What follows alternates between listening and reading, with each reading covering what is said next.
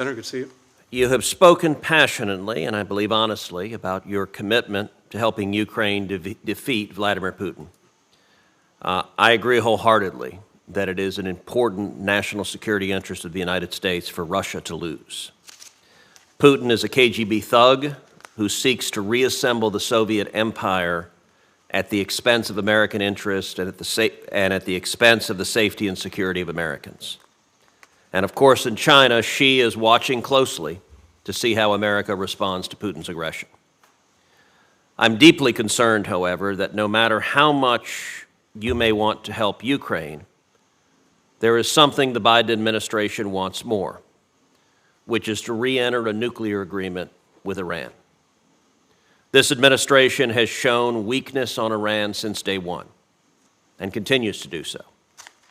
Just in the last few weeks, there have been reports that you again waived congressional sanctions to allow Iraq to move money to the central bank of Iran, which the Ayatollah uses for terrorism, for ballistic missile development, and nuclear weapons work.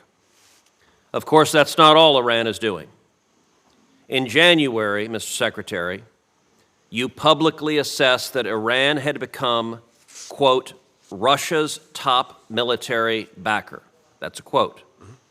And indeed, Russia uses Iranian banks and tankers and planes to move weapons and to dodge sanctions. Yet the administration and the State Department in particular continue to allow Russia-Iranian cooperation out of a refusal to crack down on Iran.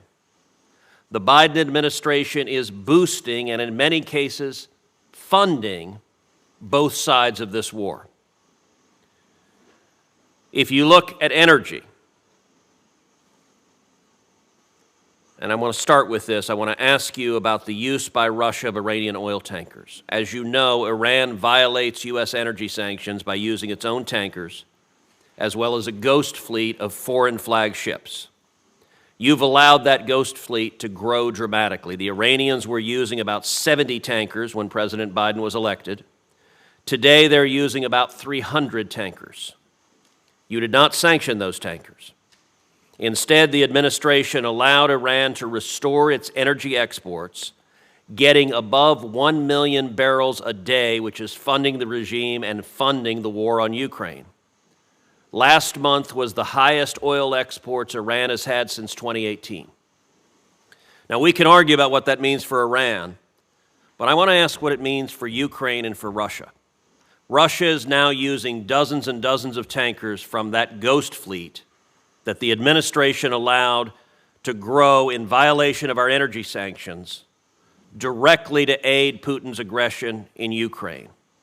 Why hasn't the Biden administration sanctioned them? Senator, two things. First, going back to the first point, the symbiotic relationship that we're seeing emerge between Iran and Russia, to include the provision by Iran of drone technology to Russia for use in Ukraine, and the provision by Russia to Iran, or the threatened provision of weapon systems, including planes.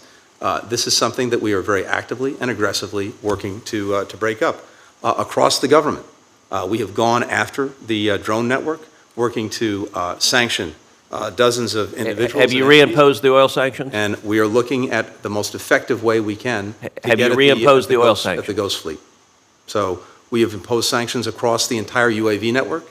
We're looking at how we can most effectively deal with the Ghost Fleet. Have you stopped the Ayatollah from selling 1 million barrels a day of oil? We're working on making sure that we can do that effectively. It was done in the prior administration.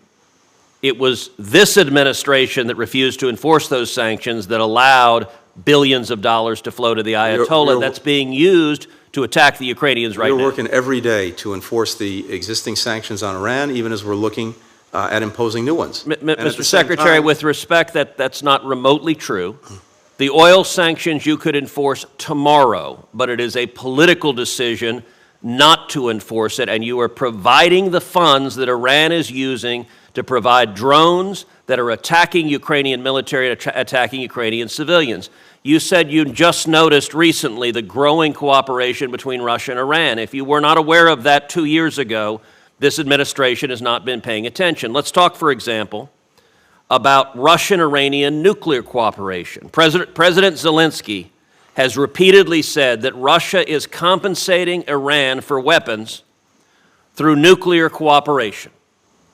Last year, you signed waivers specifically related to the Iran nuclear deal that suspended congressional sanctions against Russia and Iran conducting exactly this kind of nuclear cooperation. You recently renewed these waivers. President Zelensky is right. You know that, so much so that in your recent transmissions you wrote to Congress that previous waivers you had issued, quote, would expand Iran's nuclear programs and further deepen cooperation between Iran and Russia at a time that Iran is providing lethal aid to Russia for its use in its illegal invasion in Ukraine.